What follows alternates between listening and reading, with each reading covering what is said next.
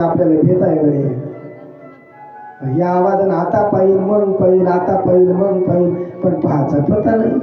तिनं तिकडं टोळ करून बसलं, इकडं जेवायला बसलं. आणि तेवढ्याही धांदलीमध्ये गव्हामध्ये घोडं शिरलं होतं. यानं आता पाहिल मग पाहिल, आता पाहिल मग पाहिल, पत्नी काही पाहायला तयार नाही. आखरीने नाही लायचा लागा, ते गव्हात घोडं शिरलं ना म्हणजे हाकलला. तिला इतका आनंद झाला, खूप आनंद झाला. आणि तरी मनात एकच ठरलं. कोणतं पकडलं माहिती आहे? मनात एकच विचार, कधी नाही बोलले न खुडहान म्हणले, कधी नाही बोलले खुडहान म्हणले, कधी नाही बोललं खुडहान म्हणलं, कधी नाही बोलले खुडहान म्हणलं, कधी नाही बोलले खुडहान म्हणलं, कधी नाही बोलले खुडहान म्हणलं. चालली रस्त्यानं बोला. जुना काळ आनंद होता. कधी नाही बोलले घोडहान म्हणले, कधी नाही बोलले घोडहान म्हणले, म्हणत चालते रस्त्याला. आणि नेमकं पोचली घरी. घरी पोचल्याच्या नंतर बैल गेलं घेऊन आले घरी. बैल घेऊन आलं, बांधलं, सामट होती, कोटा होता साईडने, आणि त्या सामटीमधून ते तिकडून येत होतं आणि हे इकडून चालली काड्या गवऱ्या आणण्याकरता. ते बैल बांधून इकडून येत होता त्या सामटीतून दोघे, ते तिकडून हे इकडून. आणि ते नवऱ्याला येला म्हणलं, कोण होय? तो येणं म्हणले, मीच होय. मग ते जर पुन्हा दुसरा पजेट चालू केला, हे सोडून दिलं. कधी नाही बोलले घोडानं म्हणले, दुसरा शब्द चालू केला.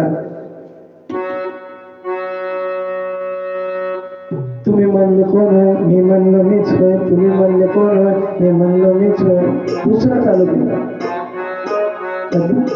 पहिला नियम कसा होता?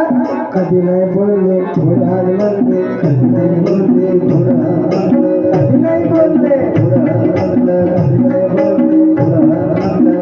तुम्ही म्हणले कोण होय? मी म्हणलो मीच होय. तुम्ही म्हणले कोण होय? मी म्हणलो मीच होय. तुम्ही म्हणले कोण होय? मी म्हणलो मीच होय. दुसरं झालं. तुम्ही म्हणले कोण होय? मी म्हणलो मीच होय. त्यावेळी जुना काळ, जुना काळ आनंदी आनंद होता. पण आज ते काळ राहिला नाही. आज ते काळ राहिला नाही. सोयरीक गिरीक झाली, पहाटे जा सोयरीक झाली का कुकू लावण्याचा कार्यक्रम झाला रे नाही झाला. लग्न व्हायचंच राहते. कुकू लावण्याचा कार्यक्रम झाला की हे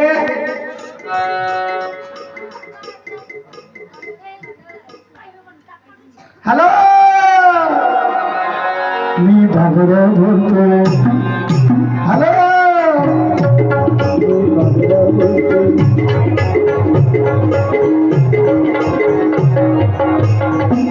हे तयारच आहे. कुकू लावणं झालं नाही झालं की बोलणं चालू. लग्नाच्या अगोदर एवढं बोलून घेते, एवढं बोलून घेते, एवढं बोलून घेते, एवढं बोलून घेते का लईन जाते.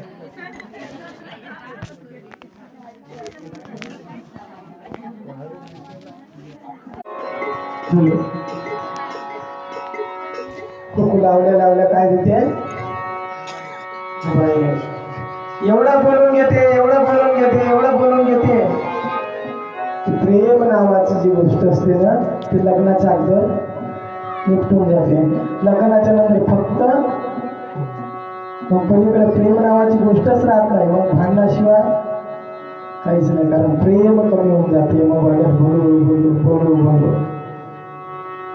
कशा गोष्ट लावली हे. एकाच घरात 12 वर्ष राहिले पण बोलले नाही. पौर्णिमेचं चंद्र आहे, कर्दमाने देवभूती बसले. चंद्र आहे, तारा आहे,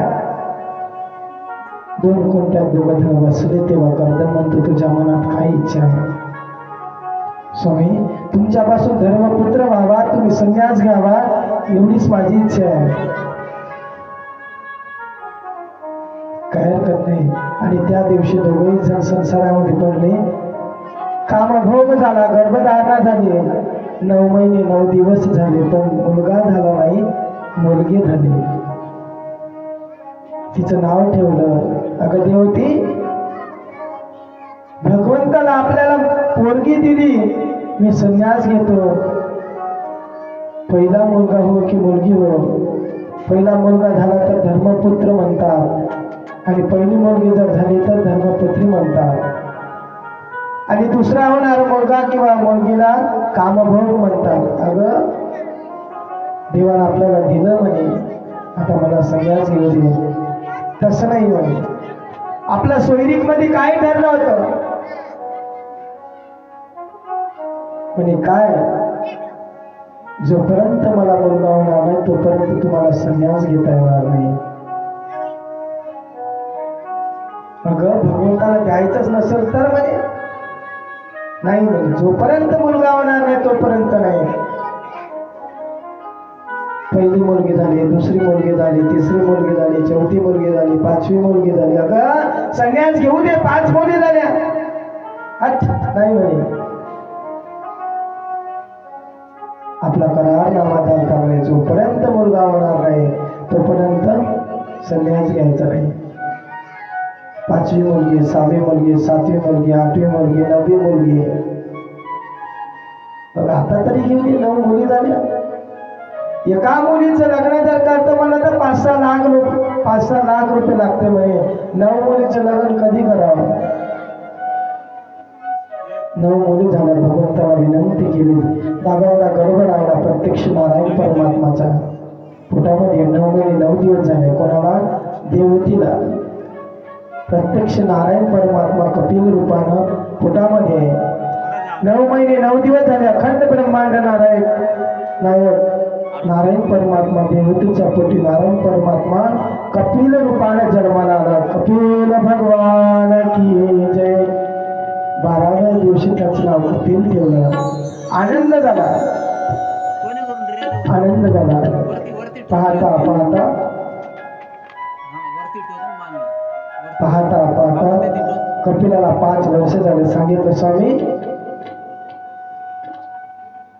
देवतीला म्हणतात अगं मला संन्यास घेऊ दे. संन्यास घ्या म्हणे. झालं म्हणे, मुलगा झाल्यावर संन्यास, आता तरी संन्यास घेऊ दे. नाही म्हणे, जोपर्यंत माझ्या मुलाला 5 वर्ष होणार आहे तोपर्यंत संन्यास घेता येणार नाही. तोपर्यंत संन्यास घेता येणार आहे म्हणजे काही हरकत नाही. पाहता पाहता 5 वर्ष चालले गेले, पण संन्यास नावाचा शब्द मात्र विसरून गेला. तो एवढा गुंग झाला संसारामध्ये, एवढा गुंग झाला की जे संन्यास नावाचा जे शब्द होता ना ते विसरून गेला. पुढे पत्नीने आठवण काढून दिल्यावर, आम्हा आपल्या मुलाला 5 वर्ष झाले, बरं तुम्ही संन्यास घ्या. त्याने संन्यास घ्यायला निघाला, पण त्याच्या पत्नीने सांगितलं हा मुलगा काही साधारण नाही, हा प्रत्यक्ष प्रसाद आहे, नारायण परमात्माचा प्रसाद आहे. याला तू गुरु म्हणून स्वीकार कर, याच्याकडून तू उपदेश घे. त्याच्या पत्नीने सांगितलं. त्याच्यानंतर कपिलानं सुद्धा आईचा उद्धार केला. आईला 4 महावाक्य सांगितले. अहम ब्रह्मास्मी प्रथम ब्रह्म, 4 महावाक्य सांगितले. कपिलानं आपल्या आईला सांगितलं, संसार सुखाचा केला आणि कपिल महाराज तीर्थयात्रेला निघून गेले. आपला यवतमाळ जिल्हा खूप भाग्यवान आहे की कपिल महाराज आपल्या जवळून यवतमाळ मधून गेले आणि कापेश्वरला त्यांचं मंदिर आहे कपिल महाराजाचं. कारण तिथे पाय लागले, पुढे गंगासागरला गेले, तिथे कपिल महाराजाची समाधी घेतली. सारे तीर्थ बार बार, गंगासागर एक बार. गंगासागर एक बार. राजा